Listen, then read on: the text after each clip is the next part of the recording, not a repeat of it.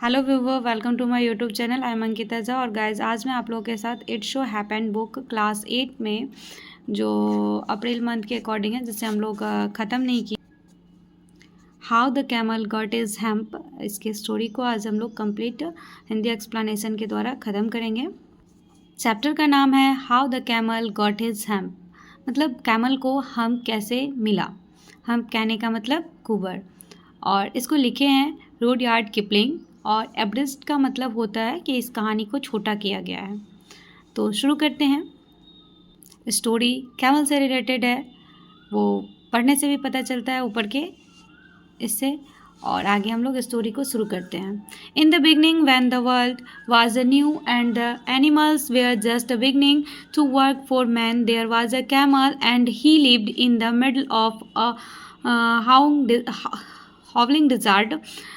Because he did not want to work, he ate stick and thorns and pickles, and when anybody spoke to him he said hump, just hump and no more.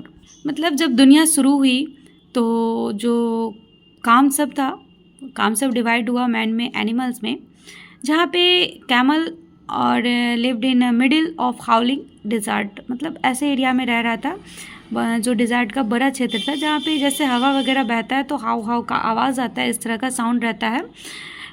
But उसे काम करने का मन नहीं रहता था, वह हमेशा स्टेक और कांटे खाते रहता था। तो क्या होता है कि एंड व्हेन एनीबॉडी स्पोक, जब उसे कोई भी कुछ भी बोलता तो वो ओनली हम्प का रिप्लाई दे देता था। Presently, the horse came to him on Monday morning with a saddle on his back and said, "Camel, oh camel, come out and trot like the rest of us." "Hump," said the camel, and the horse went away and told the man. क्या हुआ कि एक दिन Monday morning horse उसे काम पे बुलाता है, तो बोलता है कैमल, ओ कैमल, और जब उसे काम पे बुलाता है तो वो सिर्फ और सिर्फ हम्प का रिप्लाई देके छोड़ देता है। आगे, presently the dog came to him with a stick in his mouth and said. एक दिन क्या होता है फिर कि डॉग जो है वो मुंह में एक स्टिक दावे हुए आता है और कहता है, camel, o camel, come and fetch and carry like the rest of us.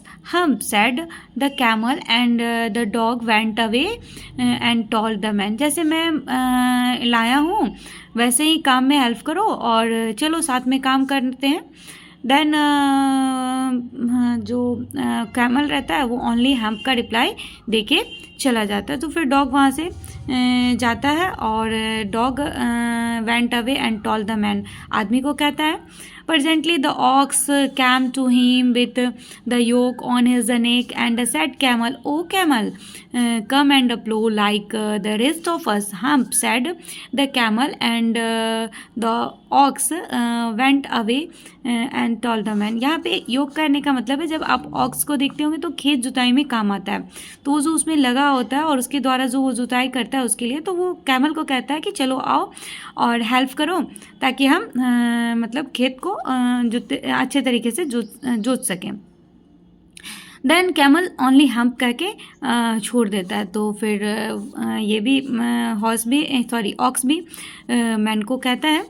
At the end of the day the man call the horse and the dog and the ox together and said, 303, I am very sorry for you.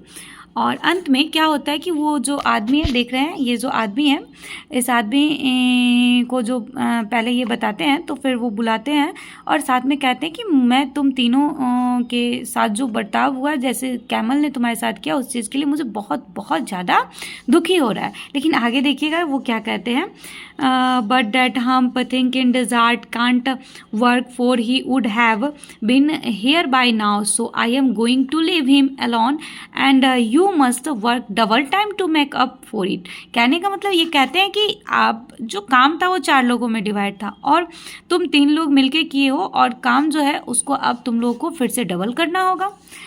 That made the 3 very angry. अब वो तीनों गुस्सा हो गए। कोई भी गुस्सा हो जाएगा, आप भी शायद गुस्सा होंगे। And they held a panchayat on the edge of the desert, और वो डिज़र्ट के किनारे पंचायत शुरू करते हैं। And the camel came chewing curd and laughed, और कैमल वो चुपचाप आराम से च्यूइंग कर रहा है और हंसे जा रहा है। देन ही सैड हम्प, और हम्प कह रहा है, and went away again. Presently there came along the Jinn who was in charge of all desert rolling in a cloud of dust. उसी वक्त एकाएक जिन वहाँ पे पधारते हैं, वही बिल्कुल रोलिंग करते हुए इस तरह से और डस्ट वाला जो धूल होता है वो उड़ते हुए वहाँ पे जिन महाराज पधारते हैं। Jinn of all desert, said the horse, is it a right of for any one to be idle? जिन जो वहाँ पे मतलब आते हैं, तो हॉर्स कहता है क्या यह संभव है कि कोई बिना काम किए हमेशा रह सकता है? Certainly not, वह कहते हैं बिल्कुल नहीं। Said the Jinn.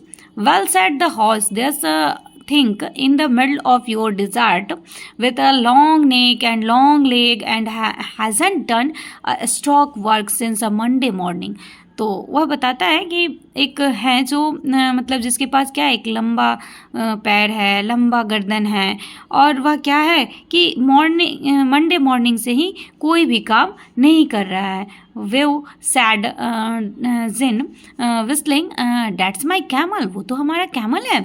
What does he say about it, वह क्या कहता है? तो बताते हैं वो लोग कि ही से hump and he won't plough said the ox. तो वह बताते हैं कि वह सिर्फ और सिर्फ हम कहते हैं और कोई भी काम हमारे साथ नहीं कर रहे हैं। वेरी गुड सैड द जिन, तब जिन कहते हैं बहुत अच्छा। आई विल हम्प हिम, तो जिन कहते हैं I will hump him if you will kindly wait a minute, वह कहते हैं कुछ देर इंतज़ार करो, मैं उसका सेटिंग करता हूँ। और इस तरह से वो लोग बात करते हैं। अब आगे देखिएगा क्या होता है। The Jinn rolled himself up in his dust cloak and took a walk across the desert and found the camel looking at his own reflection in a pool of water. और वह क्या करते हैं, फिर वही रोल आउट होते हुए वहाँ से हट जाते हैं और डस्ट क्लॉक के माध्यम से फिर वो डिज़र्ट में जहाँ पे कैमल रहता है वहाँ पहुँच जाते हैं। तो फिर आगे क्या होता है। My friend said the djinn, what's this I hear of your doing no work. वह कहते हैं मेरे दोस्त, मैं क्या सुन रहा हूँ कि तुम कोई काम नहीं करते हो। The djinn sat down what his chin in the djinn sat down with his chin in his hand. देख सकते हैं कि वह पे कैमल के साइड में जिन बैठ जाते हैं और अपने चिक पे हाथ रखे हुए।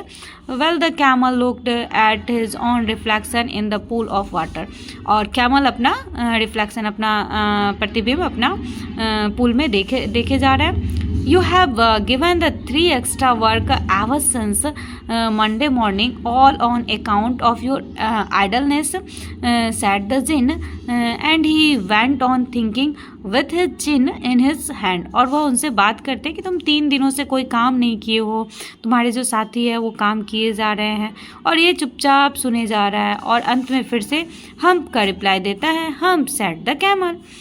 I shouldn't say that again if I were you, said the Jinn. You might say it once too often. I want you to work. I shouldn't say, मतलब उनका कहना था कि तुम जो ये रिप्लाई दे रहे हो तुम्हें बिल्कुल नहीं कहना चाहिए। अगर मैं भी तुम्हारी जगह होता तो मैं बिल्कुल ऐसा नहीं करता, और एक बार भी और ज़्यादा तुम्हें ये कहना बिल्कुल नहीं चाहिए। और आगे कहते हैं कि and the camel said hump again but no sooner had he said if then he saw his back. मतलब वो पहले भी मना किए, बताए भी है, और उसके बाद भी उनके बातों पे उन्होंने हम्प रिप्लाई दिया। जैसे ही उन्होंने हम्प रिप्लाई दिया, देन वह प्रतिबिंब जो यहाँ देख रहा था वो एकाएक देख रहा है कि उसके पीछे इस तरह का कुबर बना जा रहा है।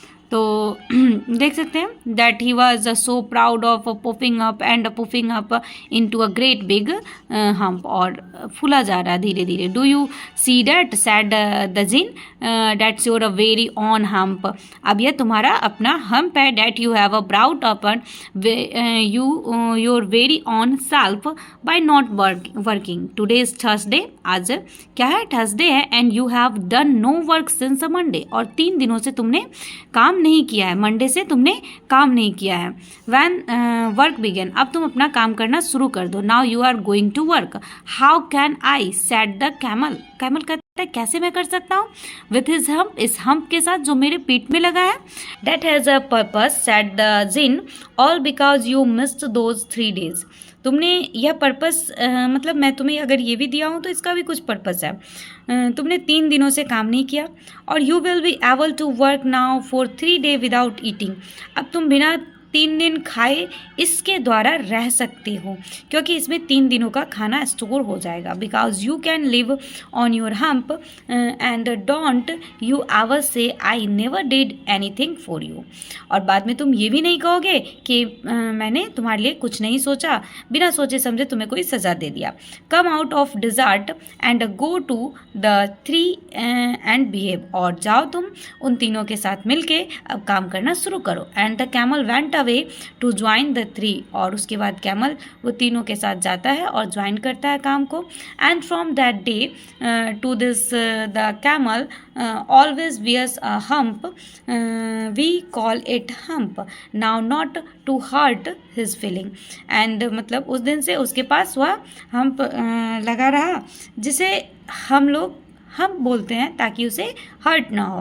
But he has never get cout up with the 3 days that he missed at the beginning of the world. वो चीज़ उसे क्यों मिला, क्योंकि उसने वो 3 दिन शुरू का काम नहीं किया, और उस वजह से उसे ये चीज़ भुगतना पड़ा कि उसे वो मिला। And he has never yet learned how to behave, और उसने अभी तक नहीं सीखा कि हमें कैसे बिहेव करना है और कैसे करना है। और यह कहानी हमें यह सीख देती है कि हमें जीवन में हमेशा अपने कार्य के लिए तत्पर रहना चाहिए और मेहनत से काम करना चाहिए। अगर हम मेहनत से काम नहीं करेंगे तो हम असफल रहेंगे, साथ में हमें बहुत तरह की कठिनाइयों का सामना करना पड़ सकता है। तो जीवन में जितना हो सके मेहनत से काम करें, तभी हमें सफलता प्राप्त होगी। जितना हो सके आलस और सुस्ती को त्यागना चाहिए। तो आज के लिए इतना ही, और यह वीडियो हेल्पफुल हो तो please like, comments and subscribe करें। फिर मिलते हैं अगले वीडियो में। Bye bye, take care.